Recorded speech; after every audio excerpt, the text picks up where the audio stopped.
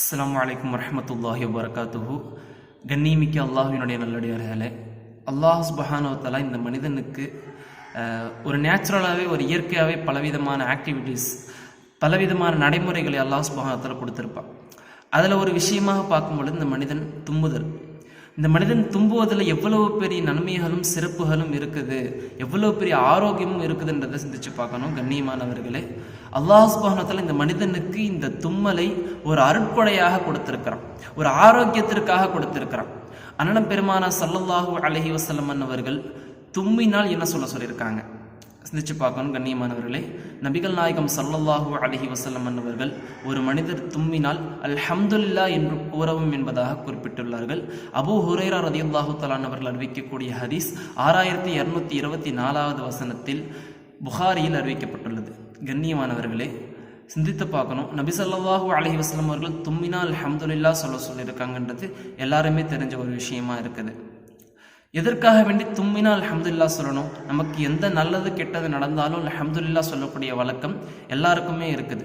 அதே போல் ஒரு நல்லது நடக்கிறதுக்காக அதிகமாக அல்ஹம்துலில்லாஹ் என்று கூறப்படுது இன்றைக்கி நம்ம பார்த்துக்கிட்டு இருக்கோம்.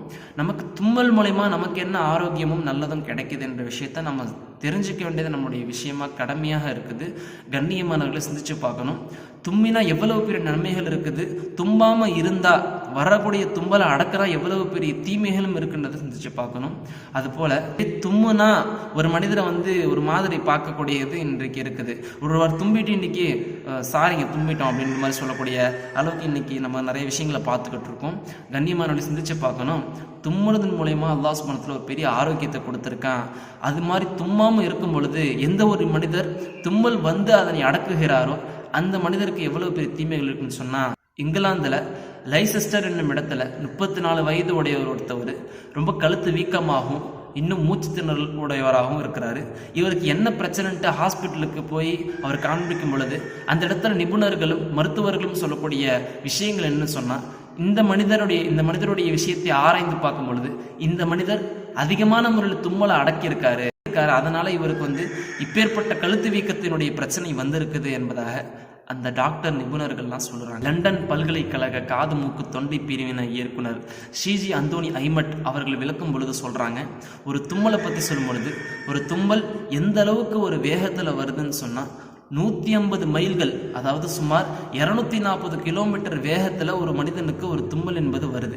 அப்போ அந்த அளவுக்கு வரக்கூடிய தும்மலை ஒரு மனிதன் அடக்கும் பொழுது அந்த மனிதன் நோய்வாய்ப்படுகிறான். கண்ணியமானவர்களே, இப்பேற்பட்ட அந்த தும்மல் வேகமாக வரக்கூடிய அந்த சமயத்தில் அந்த மனிதனுடைய இதயம் என்பது ஒரு நிமிடம் ஒரு செகண்ட் அளவு நின்று திரும்பவும் இந்த இதயம் துடிக்க ஆரம்பிக்கிறது. கண்ணியமானவர்களே, அது மட்டும் இல்லாமல் அந்த நிமிடத்தில் அந்த செகண்டில் அந்த மனிதனுடைய வாயிலிருந்து வரக்கூடிய அந்த சில எச்சில்கள், அதாவது காற்றுக்கள், அந்த காற்றில் எவ்வளவு பெரிய பாக்டீரியாக்கள் இருக்கும்னு சொன்னால், இந்த மனிதனுடைய உடலில் இருக்கக்கூடிய சின்ன சின்ன அந்த பாக்டீரியாக்கள், அந்த நோய்வாய்ப்படக்கூடிய அந்த கிருமிகள், இந்த அனைத்தும் அந்த தும்மலில் தான் வெளிவருகிறது. கண்ணியமானவர்களே, அப்பேற்பட்ட ஒரு ஆரோக்கியமான ஒரு விஷயத்தை அல்லாஹ் சுப்ஹானஹு வ தஆலா தும்மலில் வைத்திருக்கிறான். இந்த மனிதன் இந்த தும்மலை அடக்கும் பொழுது அந்த மனிதன் நோய்வாய்ப்படுகிறான். எனவே தும்மல் வருவது என்பது ஒரு கெட்ட பழக்கமோ அல்லது ஒரு அருவருப்பான ஒரு ஆக்டிவிட்டீஸோ கிடையாது. எனவே தும்மல் வரும் பொழுது அழகான முறையில் நம்ம கையில் இருக்கக்கூடிய துணியை வைத்து தும்பிட்டு அல்ஹம்துலில்லாஹ் என்று சொல்லக்கூடிய நபர்களாக அல்லாஹ் சுப்ஹானஹு வ தஆலா அனைவரையும் ஆக்கியல் புரிவானாக. அஸ்ஸலாமு அலைக்கும் வரஹ்மத்துல்லாஹி வபரகாத்துஹு.